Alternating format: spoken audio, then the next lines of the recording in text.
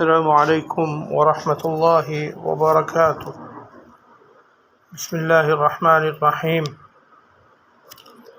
آج کی حدیث مبارکہ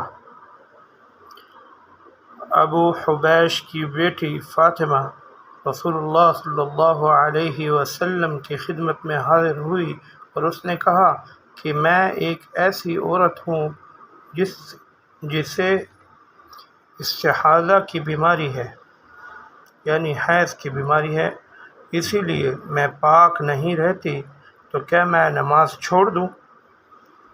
آپ صلی اللہ علیہ وسلم نے فرمایا، نہیں، یہ ایک رگ کا خون ہے، حیض نہیں ہے، تو جب تجھے حیض آئے تو نماز چھوڑ دے، اور جب یہ دن گزر جائیں تو اپنے بدن اور کپڑے سے خون کو دھو ڈال، پھر نماز پڑھ۔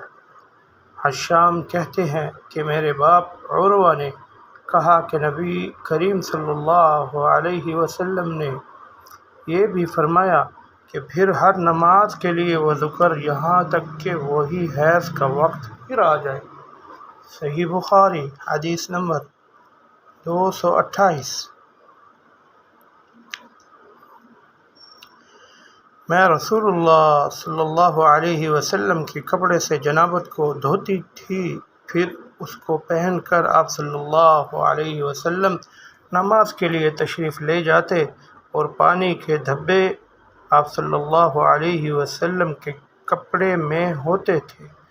صحیح بخاری حدیث نمبر 229۔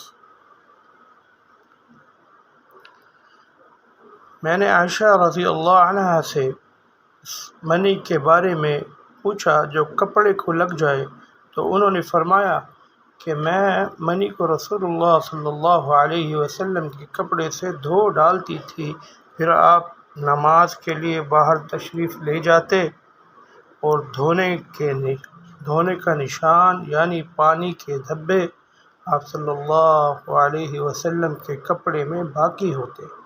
صحیح بخاری حدیث نمبر 230۔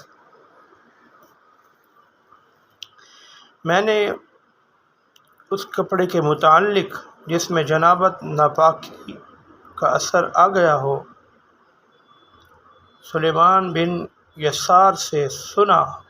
وہ کہتے تھے کہ عائشہ رضی اللہ عنہا نے فرمایا کہ میں رسول اللہ صلی اللہ علیہ وسلم کے کپڑے سے ناپاکی کو دھو ڈالتی تھی، پھر آپ صلی اللہ علیہ وسلم نماز کے لیے باہر نکلتے، اور دھونے کا نشان یعنی پانی کے دھبے کپڑے میں ہوتے۔ صحیح بخاری حدیث نمبر 231۔ وہ رسول اللہ صلی اللہ علیہ وسلم کے کپڑے سے ناپاکی کو دھو ڈالتی تھیں۔ وہ فرماتی ہیں کہ پھر کبھی میں ایک دھبا یا کئی دھبے دیکھتی تھی۔ صحیح بخاری حدیث نمبر 232۔